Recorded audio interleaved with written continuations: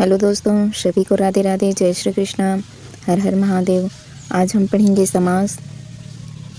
आप चैनल पर नए आए हैं तो कृपया चैनल को सब्सक्राइब कीजिए, अपने दोस्तों तक शेयर कीजिए और क्लास अच्छा लगे तो आप वीडियो को लाइक ज़रूर कीजिएगा और नोटिफिकेशन का बेल आइकन प्रेस कर लें ताकि जब भी मेरा नेक्स्ट वीडियो आए तो यूट्यूब की तरफ से आपको नोटिफिकेशन मिल जाए। आज हम पढ़ेंगे समास। सामसिक पद ही समस्त पद कहलाता है और समस्त पद दो पदों से मिलकर बना होता है। समस्त पद में एक होता है हमारा पूर्व पद और एक होता है हमारा उत्तर पद। पूर्व पद जैसे लिखा है यहाँ गंगा जल, इसमें गंगा क्या है? पूर्व पद, और जल क्या है? उत्तर पद। गंगा जल, गंगा का जल, गंगा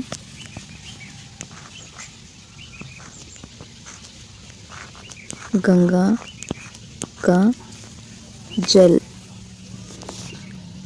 तो इसमें गंगा हमारा क्या है? गंगा हमारा क्या है? पूर्व पद है और जल हमारा क्या है? उत्तर पद है। ठीक। और इसमें कारक अगर पूछे तो ये का, की, के, ना, नी, रे, ये हमारे किस में आते हैं? संबंध कारक। अभी हम पढ़ेंगे। अभी नीचे चलते हैं। जैसे ये दिया है राजपुत्र, राजपुत्र राजा का पुत्र।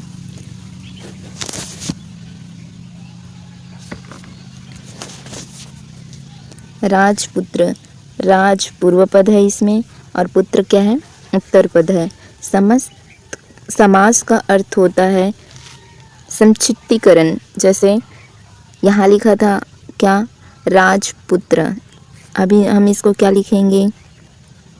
राजा का पुत्र। ये हमारा लिखा था राजा का पुत्र। अब हमने इसमें संक्षेप में क्या किया? राजपुत्र लिख दिए। हम इसे संक्षेप में क्या लिखे? राजपुत्र। संक्षिप्तीकरण मतलब उसका छोटा रूप।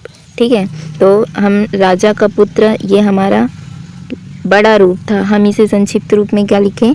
राजपुत्र। अब समास का अर्थ होता है संक्षिप्तीकरण। समास की प्रक्रिया में बना शब्द सामसिक शब्द या सामसिक पद कहलाता है। समास की प्रक्रिया में बना शब्द सामसिक शब्द या सामसिक पद कहलाता है। जैसे यहाँ लिखा है माखन चोर, माखन चोर, माखन को चुराने वाला। अब माखन को चुराने वाला ये हमारा बड़ा रूप है। इन्हें हम संक्षिप्तीकरण में क्या लिख सकते हैं? माखन चोर। हवन के लिए सामग्री। ठीक है, हवन के लिए सामग्री, हम इसको क्या लिखेंगे? हवन सामग्री। घन के समान श्याम, घन श्याम। तो ये हमारा क्या है? संक्षिप्तीकरण। हमने समास का क्या कर दिया? संक्षिप्तीकरण कर दिया। तो समास का अर्थ ही होता है संक्षिप्तीकरण, संक्षेप रूप में लिखना। और सामसिक पद दो पद होते हैं, एक पूर्व पद होता है और एक उत्तर पद होता है। जैसे यहाँ लिखा है घन श्याम, ये हमारा पूर्व पद हुआ, श्याम हुआ उत्तर पद। ठीक, तो समास दो पदों से मिलकर बना होता है। समास का अर्थ जैसे देखिए यहाँ सम धन आस से बना है समास। सम का अर्थ होता है पास और आस का अर्थ होता है बिठाना, तो पास बिठाना। जैसे ये दूर दूर थे, इसे हम एक साथ यहाँ एक साथ बिठा दिए पास में। ठीक, घन के समान सम, तो के समान का लोप करके हमने इसे क्या बना दिया? घनश्याम। अन्न और जल, यहाँ लिखा है अन्न और जल, इसे हम क्या लिख सकते हैं? अन्न जल। तो अन्न हमारा पूर्व पद हुआ, जल हमारा उत्तर पद। पथ से भ्रष्ट, इसे क्या लिखिए संक्षिप्तीकरण में? पथ भ्रष्ट। विद्या के लिए आलय, विद्या के लिए आलय, विद्या का स्वयं का आलय नहीं होता, विद्या के लिए बनाया गया होता है गृह या आलय, जिसे हम क्या कहते हैं? विद्यालय। घोड़ों की दौड़, जिसे हम क्या कहेंगे? घुड़दौड़। समास के कितने भेद होते हैं? तो समास के कुल 6 भेद होते हैं।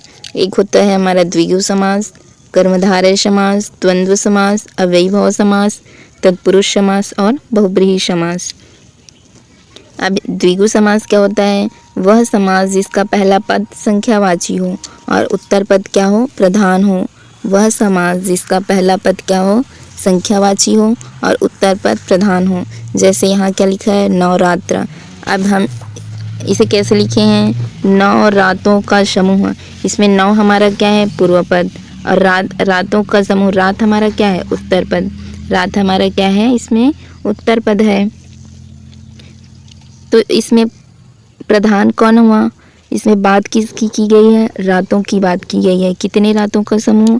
9 रातों का। तो 9 हमारा क्या है? एक संख्या है। तो ये हमारा क्या हुआ?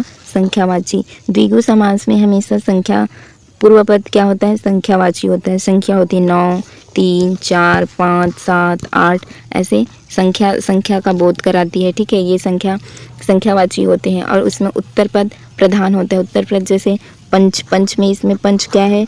पूर्व पद है। वटी हमारा क्या है? उत्तर पद। तो इसमें 5 वटों का समाहार है। तो इसमें मुख्य पद क्या है? हमारा वट है। ठीक है, और ये हमारा 5 क्या है? संख्या का बोध करा रहा है। तो पंचवटी 5 वटों का समाहार। चौराहा में देखे 4 राहों का समाहार। चार एक संख्या का बोध करा रहा है कि इसमें प्रधान कौन है? तो राह हमारा प्रधान है। ठीक है, कितने राहों का समूह है? 4 राहों का समूह। 4 राहों के समूह से क्या बना है? चौराहा। जैसे इधर है, एक इधर रास्ता है, एक इधर रास्ता है, एक इधर रास्ता है, इसे हम क्या कहेंगे? चौराहा। तो ये 4 राहों का क्या है? समूह है। यहाँ देखिए 1, 2, 3, 4, 5, 6, 7, 8, 9, 10। ये क्या है? द्विगुई। इकाई अंक क्या होगा? इसमें 0 होगा। यहीं अगर 11 लिखा है, 12 लिखा है, 22 लिखा है, 35 लिखा है, कोई भी संख्या है जिसमें इकाई का अंक 0 ना हो और 2 अंकों वाली अगर संख्या है, तब वह द्विगु समास में नहीं आएगा। तब वह किस में आएगा? द्वंद्व में आएगा। द्वंद्व में। तब वह हमारा किस समास में जाएगा? द्वंद्व समास में। क्योंकि अब हम इसका अगर विच्छेद करेंगे ऐसे, तो अब हम इसे कैसे लिखेंगे? ये लिखा है हमारा 22, तो 20। तो अब हम इसे कैसे लिखेंगे? 20 और 2, 20 और 2, इन दोनों से मिलकर क्या बना? 22। तो ये हमारा एक पद हुआ और ये पद हुआ। तो इसमें दोनों पद प्रधान हो गए। और हमारा द्विगु समास में क्या होता है कि पूर्व पद प्रधान होता है, पूर्व पद संख्यावाची होता है, उत्तर पद प्रधान होता है। लेकिन इसमें दोनों पद हमारे प्रधान हैं। दोनों पद प्रधान किस में होते हैं? द्वंद्व समास में। तो आप इस बात का विशेष ध्यान रखेंगे कि पहला पद प्रधान कब होगा? जब 1 से लेकर 10 तक कोई भी संख्या हो और उसका इकाई का अंक 0 हो। जैसे यहाँ लिखा हो 1, 1, 0। ठीक, तो इसमें इकाई का अंक 0 आया, तो ये हमारा किस में जाएगा? द्विगु में जाएगा। तब ये हमारा किस में जाएगा? द्विगु समास में जाएगा। और यही अगर 1, 2, 3 ऐसा लिखा है, तो इसमें इकाई का अंक 0 नहीं है, तब ये किस में जाएगा? द्वंद्व समास में। फिर आता है हमारा कर्मधारय समास। कर्मधारय समास वह समास जिसमें एक पद विशेषण और एक पद क्या हो? विशेष्य हो। एक पद विशेषण हम पहले पढ़ चुके हैं। विशेषण क्या होते हैं? जो किसी की विशेषता बताता हो, किसकी संज्ञा सर्वनाम की। ठीक है, और विशेष्य क्या होता है? जिसके बारे में बात चल रही होती है, वो हमारा क्या होता है? विशेष्य होता है। अब यहाँ लिखा है काला आदमी। तो काला हमारा क्या है? एक विशेषण है और आदमी क्या है? विशेष्य है। जिसके बारे में बात होती है वो हमारा क्या है? विशेष्य। किसके बारे में बात चल रही है? आदमी के बारे में। आदमी कैसा है? काला है, तो काला क्या है? विशेषण है। और विशेष्य क्या होता है? जिसके बारे में बात हो। जैसे यहाँ लिखा है नील कमल। कमल कैसा है? नीला है। किसके बारे में बात चल रही है? कमल के बारे में। तो कमल हमारा क्या है? विशेष्य है। कमल हमारा क्या है? विशेष्य है। और ये नीला क्या है? नीला क्या है? एक विशेषण है। नीला हमारा विशेषण है। तो इसमें पूर्व पद और उत्तर पद, पूर्व पद कौन सा हुआ और उत्तर पद कौन सा हुआ? वह समास जिसमें एक पद विशेषण। तो इसमें एक पद विशेषण नीला हमारा क्या है? विशेषण है। और कमल हमारा क्या है? विशेष्य है। कमल हमारा क्या है? विशेष्य है। तो एक पद विशेषण और एक पद विशेष्य हुआ। ये हमारा विशेष्य और ये हमारा विशेषण। अधमरा कैसा मरा? आधा मरा है। ठीक,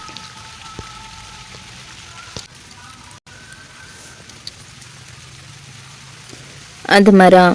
फिर आता है लौ पुरुष। पुरुष कैसा है? लौ के समान। लौ हमारा क्या है? लौ विशेषण है और पुरुष क्या है, विशेष्य है। तो एक पद विशेषण, दूसरा पद विशेष्य। कर्मधारय समास में आप याद रखेंगे कि इसमें एक पद विशेष्य होता है और दूसरा पद विशेषण होता है। ज़रूरी नहीं है कि इसी तरफ विशेषण, इस तरफ विशेषण हो और इस तरफ विशेष्य हो। आप इधर भी विशेषण, आप एक तरफ इस तरफ विशेषण लिख सकते हैं या इस तरफ विशेष्य, चाहे इधर विशेष्य हो चाहे इधर विशेषण हो। तो इसमें क्या होता है, कर्मधारय समास में एक पद विशेष्य और दूसरा पद विशेषण। ठीक, तो पहला जैसे नीलकमल लिखा है, अधमरा लिखा है, लौ पुरुष लिखा है, फिर विशेषण। इस कर्मधारय समास के 4 भेद होते हैं। कौन कौन से, तो विशेषण पूर्व पद कर्मधारय समास, जैसे पीला वस्त्र, नीलांबर। पीला क्या है हमारा, विशेषण। वस्त्र हमारा क्या है, विशेष्य है। ठीक है, तो इसमें विशेषण पूर्व पद, पूर्व पद क्या होगा, इसमें विशेषण होगा। पहला पद यहाँ देखें, पीला हमारा पहला पद है, पीला पहला पद है और पहला पद हमारा क्या है, विशेषण है। पूर्व पद मतलब पूर्व में क्या है, पीला है, तो पीला हमारा क्या है, विशेषण है। और क्या लिखा है, वस्त्र। वस्त्र यहाँ क्या, वस्त्र यहाँ पर क्या है, विशेष्य है, विशेष्य है।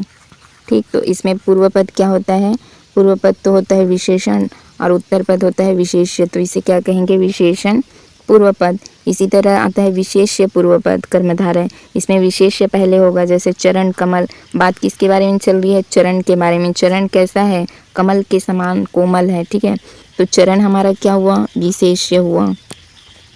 चरण हमारा क्या है, विशेष्य है।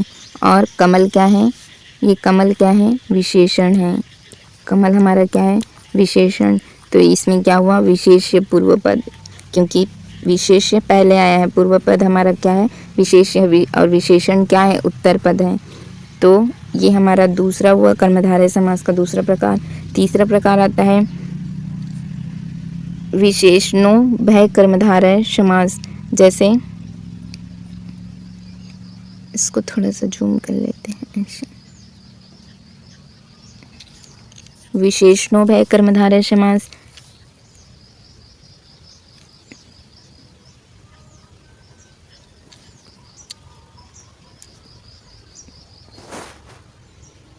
यहाँ लिखा है कृता कृत। इसमें क्या है, दोनों पद विशेषण है। इसमें क्या है, दोनों पद विशेषण है, इसलिए इसे क्या कहेंगे, विशेषणों भय कर्मधारय समास। और एक होता है विशेष्य, विशेष्यो भय। विशेष्यो भय में क्या होता है, जैसे आम्र वृक्ष, आम्र वृक्ष, आम्र और वृक्ष। तो इसमें भी विशेष्य है और इसमें भी विशेष्य है। इसमें भी विशेष्य है, पूर्व पद भी विशेष्य है और उत्तर पद भी विशेष्य है।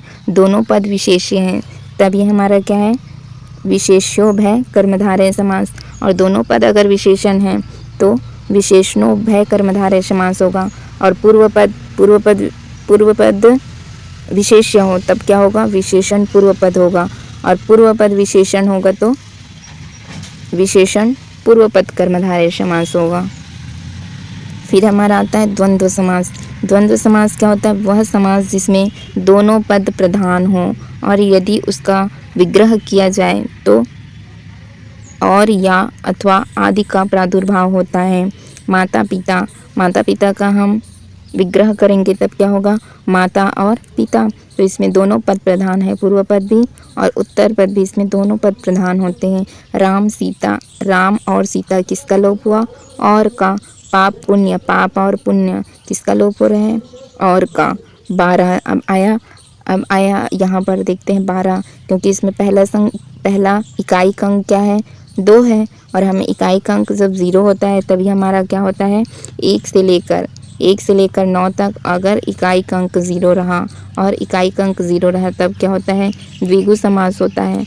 और अगर इकाई अंक हमारा 0 नहीं है, इकाई अंक 2, 3 कोई भी संख्या हो, 1 से लेकर 9 तक अगर इकाई अंक कोई भी संख्या है तब हमारा क्या होगा, द्वंद्व समास होगा। क्योंकि ये 12 किससे मिलकर बना है, 10 और 2 से।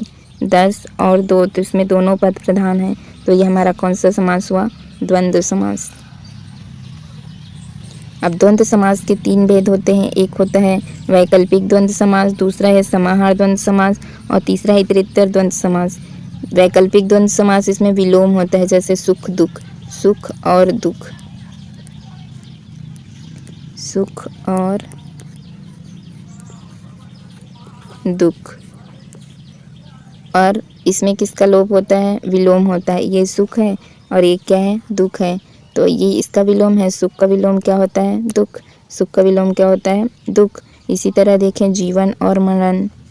जीवन और मरण। तो जीवन का विलोम क्या होता है?